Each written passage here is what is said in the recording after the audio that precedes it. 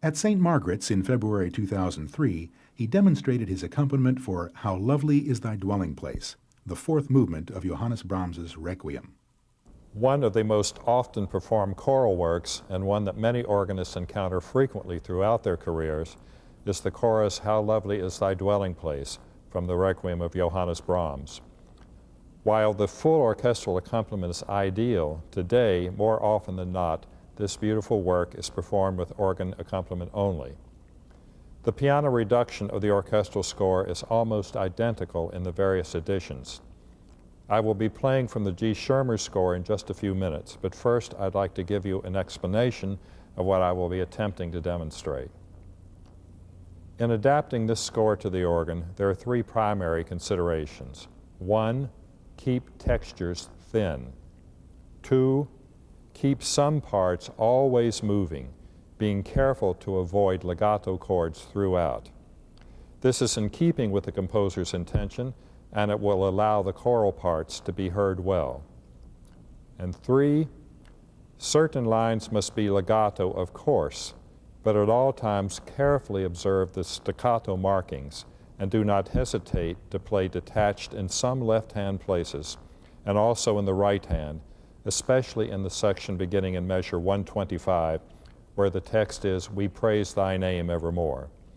During that section, playing detached and with thin chords in the right hand will enable you to use brighter and louder registration and will allow the contrapuntal choral writing to be clearly heard.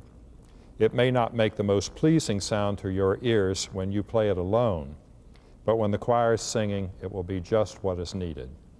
Also of great importance is the registration chosen. Playing the notes on foundation stops 8 and 4 may suffice, but the music will be greatly enhanced if you attempt to orchestrate as much as the organ at your disposal will allow. I will attempt a moderately dressed up version on this instrument, but will not exhaust the potential color possibilities. I will be using 3 general pistons and 3 divisional pistons, plus a touch of crescendo pedal here and there. Very careful and extensive use of the expression pedals is also necessary. Carefully observe the range of writing and use sub or super couplers when they will enhance the sound.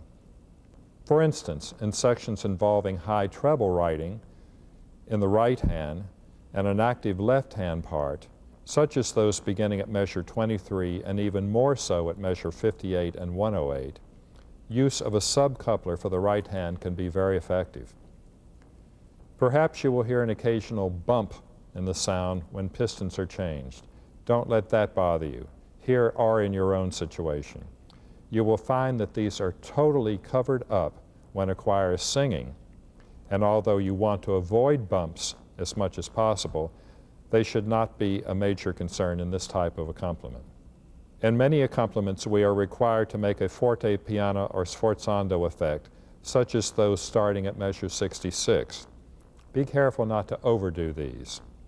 In this performance, I will be creating the effect entirely with the use of expression pedals.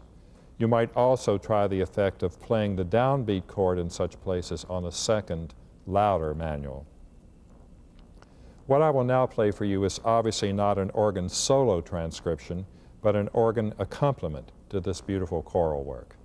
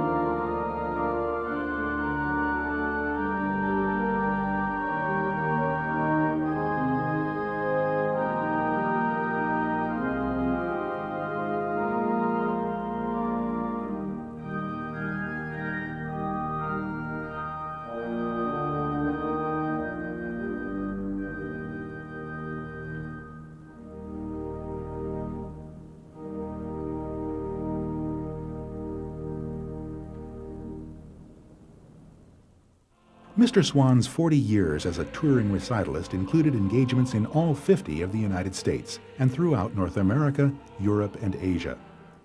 His teaching career included 10 years as chairman of the Department of Organ at the Manhattan School of Music in New York City. He has conducted hundreds of masterclasses and workshops for colleges and professional organizations. That large community which has relished the beauty and excitement of music originated by the organ, the king of instruments, over the past several decades gratefully acknowledges its appreciation of Frederick Swann. It seems most fitting that he is currently president of the American Guild of Organists. His spectacular career has been evident in many wide and varied arenas. There is no small number of leading instruments across our country in which he was the designer and/or consultant, ensuring their success. In addition to the obvious contributions featured in this video, he has been a friend, mentor, and leader with great encouragement to other organists through these years. It is with great pride that the American Guild of Organists salutes Frederick Swann for his many and outstanding accomplishments.